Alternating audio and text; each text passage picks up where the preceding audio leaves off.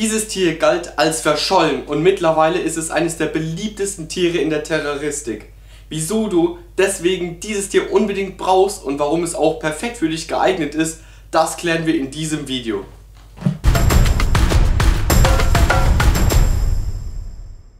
Du überlegst gerade in die Terroristik einzusteigen oder möchtest es mal mit einer neuen Echsenart versuchen? Perfekt. Die meisten würden zu einem Leopardgecko oder zu einer Bartagame greifen. Dann habt ihr ein Trockenterrarium. Das ist schön und gut, aber wenn du eher etwas Dschungelmäßiges haben willst, mit Pflanzen, cooler Beleuchtung und einfach dieses Dschungelfeeling haben möchtest, dann ist der Krongecko das perfekte Tier für dich. Einen Krongecko zu halten ist auch überhaupt nicht schwer. Terrarium, Futter, Beleuchtung, alles nicht so schwer. Aber ich finde, es ist super wichtig, zuerst mal zu schauen, wo kommt der Krongecko her, wie lebt er dort, und dann kann man dieses Wissen anwenden auf das Terrarium, damit er perfekt gehalten wird. Der Krongecko kommt aus dem Süden von Neukaledonien. Neukaledonien ist eine Insel östlich von Australien. Dort lebt er in den Bäumen, er ist also ein Baumbewohner. Tagsüber versteckt sich der Krongecko oben in den Baumkronen. In der Dämmerung und in der Nacht kommt er dann langsam runter und hält sich eher auf kleinen Bäumen oder im niedrigen Gebüsch auf. Dort geht er dann nämlich auf Nahrungssuche. Die Nahrung des Krongeckos besteht hauptsächlich aus Früchten. Zusätzlich nimmt er auch Nektar und Pollen auf und natürlich, wenn er mal ein Insekt sieht, dann jagt er es auch. Der Krongecko bewohnt Tieflandregenwälder und immergrünes Gebüsch bis hin zu 900 Meter. Dort betragen die Mittelwerte der Temperaturen ca. 17 bis 23 Grad. Dort gibt es eine Trocken- und Regenzeit und die trockenste Zeit ist zugleich auch die kälteste Zeit. Nun haben wir schon viel mehr Wissen über den Krongecko und seinen natürlichen Lebensraum. Dieses Wissen nehmen wir jetzt und packen es hier rein. Leute, zuerst braucht ihr natürlich einen ordentlichen Behälter für euren Krongecko. Schönes Terrarium. Hier achtet ihr natürlich auf die Mindestmaße. Die Mindestmaße sind 6 x 6 x 8 und die multipliziert ihr dann mit der Kopf-Rumpfgröße eures Krongeckos. Und dann sollte es passen. Also, ihr habt ein Terrarium und hier achtet ihr darauf, dass das gut durchlüftet ist. Hier haben wir eine Durchlüftung und schaut mal hier, der komplette Deckel ist eine Durchlüftung sozusagen. Also es sollte gut durchlüftet sein. Dann braucht ihr natürlich eine Lampe. Erstens, ihr braucht diese Lampe für eure Pflanzen, falls ihr welche rein, dazu kommen wir jetzt gleich. Und natürlich für die ordentliche Temperatur im Terrarium. Weil der Krongecko kommt aus Neukaledonien, der braucht bestimmte Temperaturen und mit einer guten Lampe sorgt ihr dafür, dass genau diese Temperatur erreicht wird. Zusätzlich könnt ihr gucken, dass ihr vielleicht so eine schöne Wand hinten noch habt. Erstens, sieht gut aus, zweitens, der Krongecko fühlt sich sicherer und geborgener, weil wenn alles Glas wäre, dann fühlt er sich beobachtet von jeder Seite, ist nicht gut. Plus, er kann auch klettern, weil Krongeckos klettern gerne, wie wir schon gelernt haben. Kommen wir zum nächsten Aspekt. Ihr braucht natürlich ein ordentliches Substrat. Ich bevorzuge entweder Blumenerde, hier natürlich ungedüngt, oder Kokoshumus. Die beiden Sachen finde ich am besten für so ein Krongecko-Terrarium. Jeder bevorzugt irgendwas anderes, ich finde das am besten. Also ihr könnt jetzt schon mal den Boden herrichten, wenn ihr euch für ein gutes Substrat entschieden habt. Ich habe jetzt zum Beispiel hier die Blumenerde. Ihr seht hier zum Beispiel, ich würde so bis zur Mitte erstmal machen. Später kann man an bestimmten Stellen mehr machen, zum Beispiel da, wo man die Pflanzen dann reinsetzt. Also machen wir das jetzt erstmal rein. Dann verteilt ihr erstmal die Erde gleichmäßig, dass alles ungefähr gleich ist. Drückt es auch ein bisschen platt, dass es ordentlich drin sitzt. Wie ihr seht, ist ungefähr die Mitte, könnte man noch ein bisschen mehr reinmachen, aber sieht schon mal gut aus. Kommen wir zum nächsten Punkt. Ihr wisst, Krongeckos brauchen ein feuchtes Terrarium. Es reicht aber nicht, wenn ich einfach den Boden nass mache, weil die gehen eher nicht auf den Boden und trinken aus dem Schälchen, das können sie auch machen, aber am besten ist es, ihr habt Kunstpflanzen oder echte Pflanzen wie hier. Und dann sprüht ihr da rein und dort bei diesen Pflanzen sammelt sich dann das Wasser an und von dort trinken dann die Krongeckos. Das ist viel besser und das funktioniert auch am besten. Also ihr könnt entweder dann Kunstpflanzen reinmachen oder echte. Ich habe jetzt hier die echten genommen. Also hier haben wir zum Beispiel jetzt eine Efeutute, die tue ich jetzt mal hier in die Ecke erstmal rein. Ihr könnt es später dann nochmal so richten, wie es euch am besten gefällt. Macht ihr schön die Erde dran.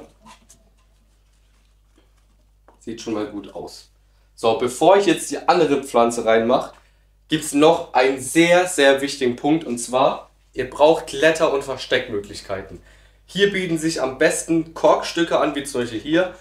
Am besten eine Korke, die sollte schon drin sein, weil der kann erstens klettern und er kann sich auch gut verstecken. Und ihr nehmt noch irgendein Korkstück, selbes Prinzip.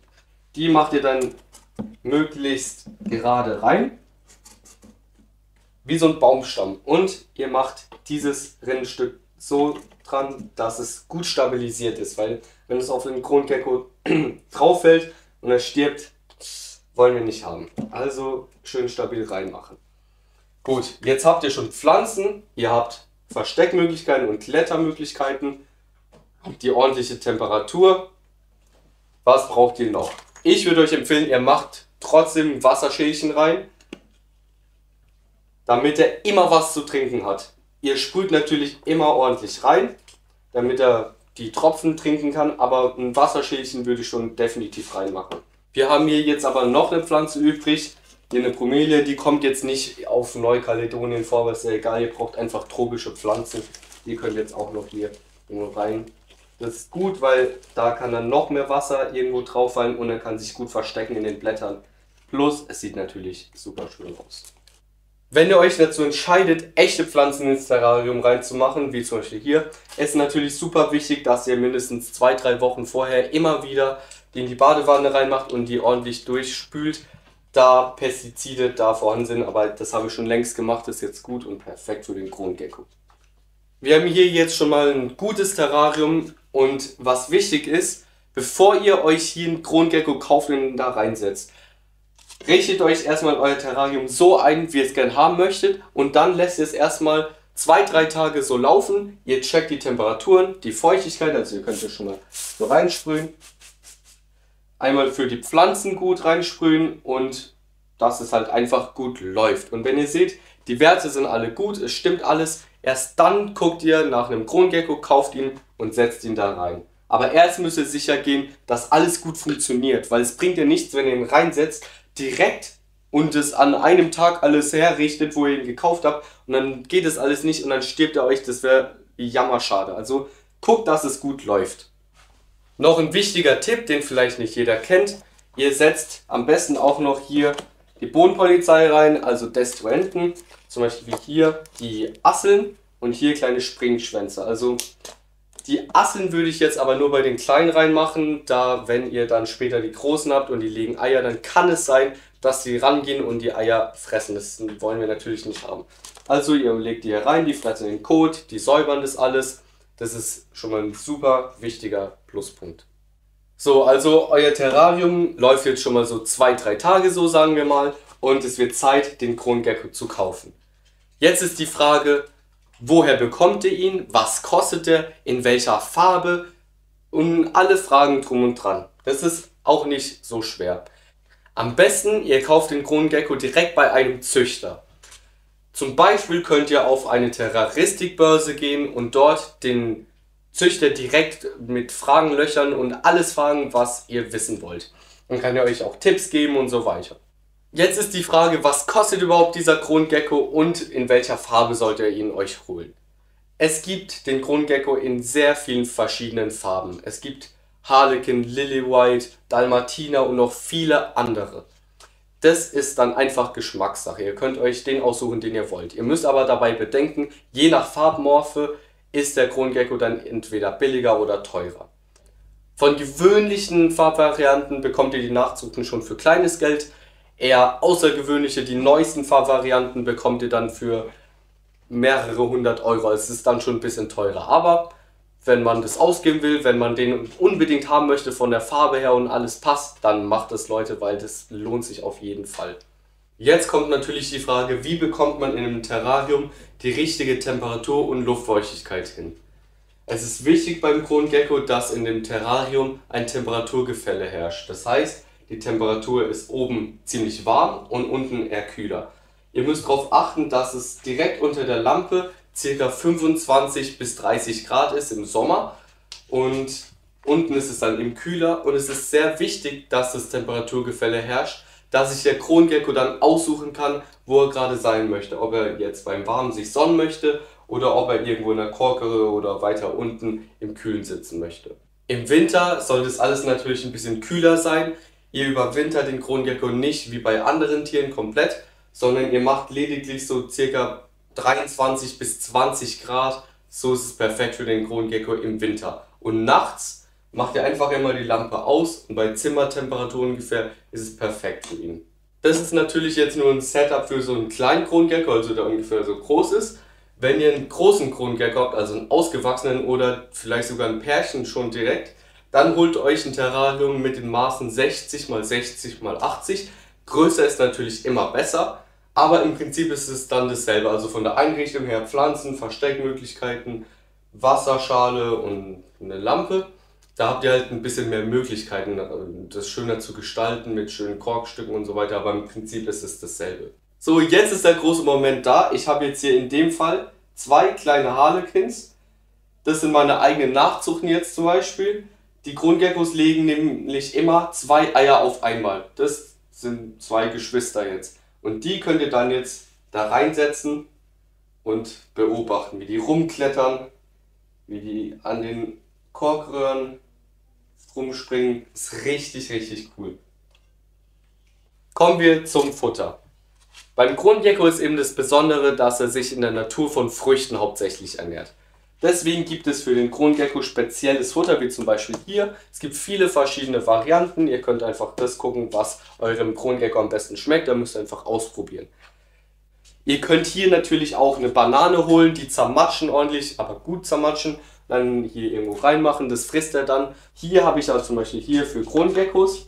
Das gibt es in verschiedenen Varianten, das könnt ihr im Internet irgendwo gucken und einfach schauen, was schmeckt eurem Krongecko am besten und das holt ihr dann. Das macht ihr dann hier rein, mischt es mit Wasser gut und macht dann den Brei und tut es irgendwo hier rein.